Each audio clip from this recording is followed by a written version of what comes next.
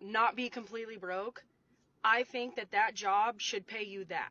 So I'll have a go at this since I just did a video recently on wages.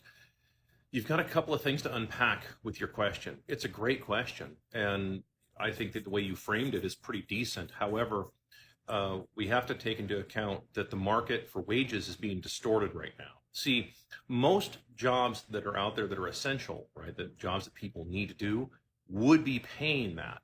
But right now, the market is severely distorted. Now, there's a lot of distortions causing that. The biggest one that we're seeing right now for anybody who's under 50 in the US is the amount of illegals that are getting pumped into the country. That's the big one because they're being used to prop up the dollar. They're being used to prop up a currency that's failing badly, and it should fail. It should actually collapse and go away.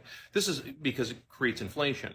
See, inflation creates this situation that we have right now. People working harder than they've ever worked, making more dollars than they've ever made, but going backward in lifestyle. That's what's causing this. So in order to fix this, what you would have is you would have all of the big companies and real estate dropping in price drastically. And that would be creating something called deflation, actual deflation, not disinflation, what we have right now. That would actually be helping people. And so therefore the wage issue would kind of go away. The argument for like creating a minimum wage at that point would go away because you'd actually have an honest currency, assuming you have an honest currency.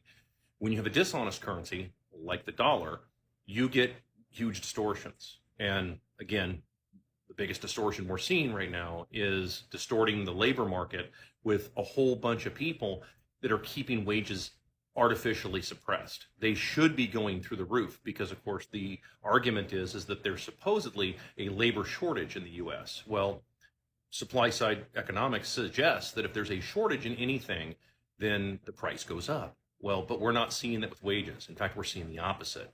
There's still demand, but wage price keeps going down. We just saw with Tyson Chicken, who laid off all their Americans to hire a bunch of illegals.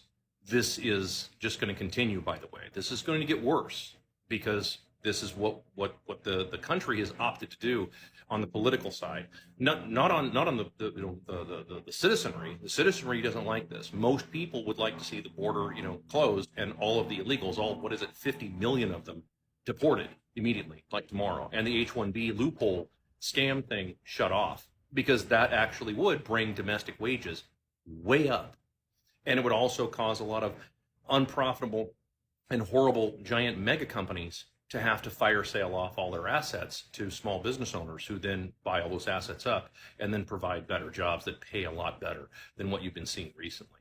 But that's a completely different video.